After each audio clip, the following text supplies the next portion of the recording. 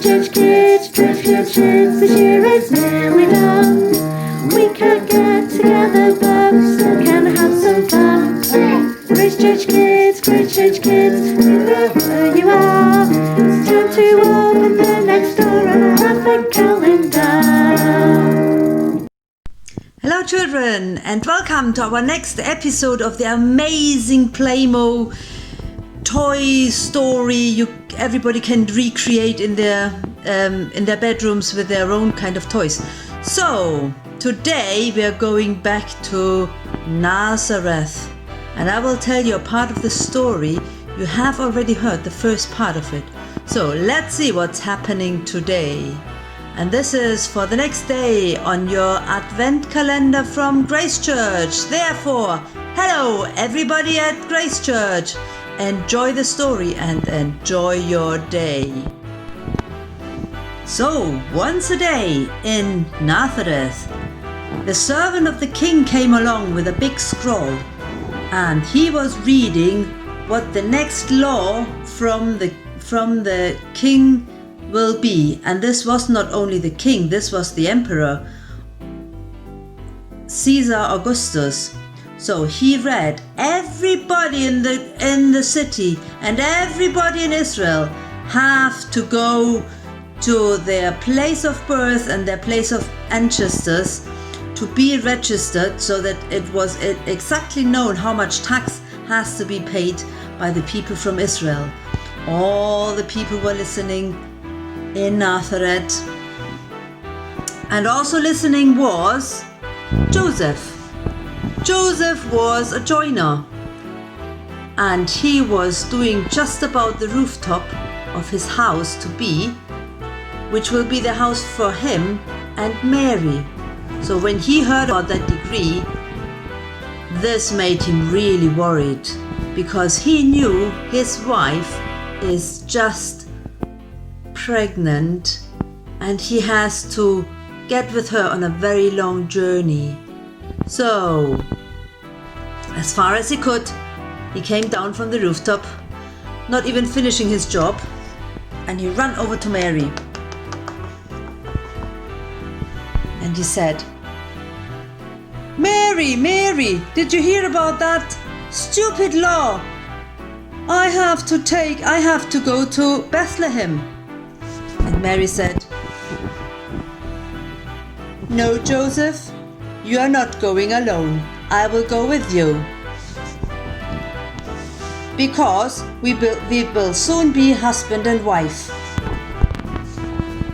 But Mary, that's a very long journey. It might be a bit dangerous as well. And you're giving birth soon. That's far too hard. Don't you have a donkey or somebody else we can borrow, so I can sit on the donkey? Joseph was thinking.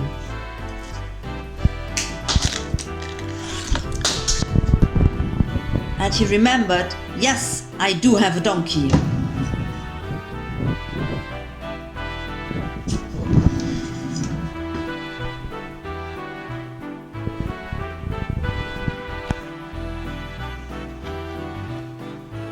Joseph came. Oh dear, that donkey is a bit big. So I think everybody now has to imagine the donkey was smaller, and Mary and Joseph were going for this very long journey. Off they went.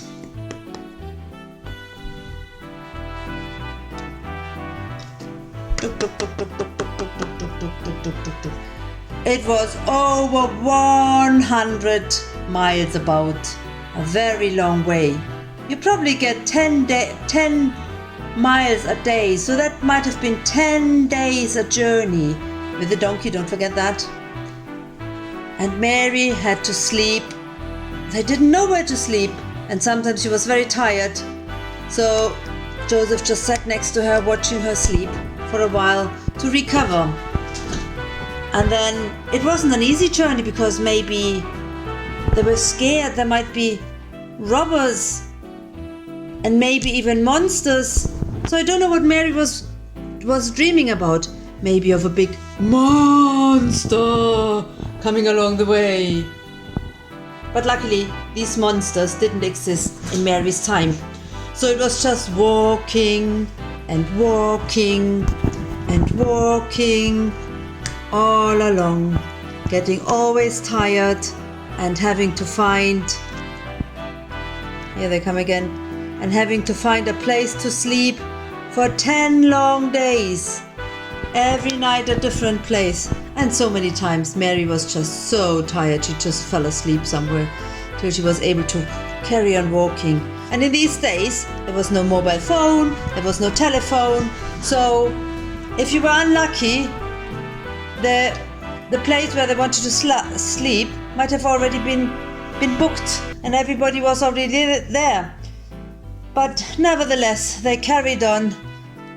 Bethlehem are far way away from Jerusalem, and they walked and walked over long stretches, down valleys. Here they come again. And finally at the horizon they saw, there it is, Bethlehem, my father's city. Now he's falling off.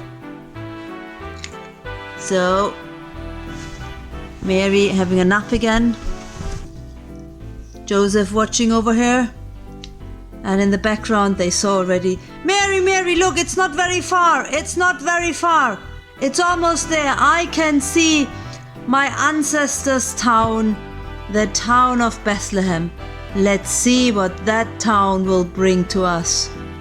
And by God's will we made the journey. Let's see, He will protect us. And I'm very happy to see how my town has changed over all these years when I've not been there. So finally, in the evening, they arrived at Bethlehem. Here they go, they arrived at Bethlehem, and now they were wondering what's gonna happen next.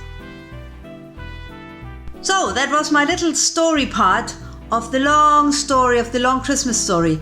I hope you enjoyed it, and in a few days I think you will see me again. And have a lovely time, enjoy everything you see, and if you want, just recreate the stories we do from the Bible with your own toys. It doesn't matter whether your donkey is too big or whether it might not be even a donkey at all or the wrong animal.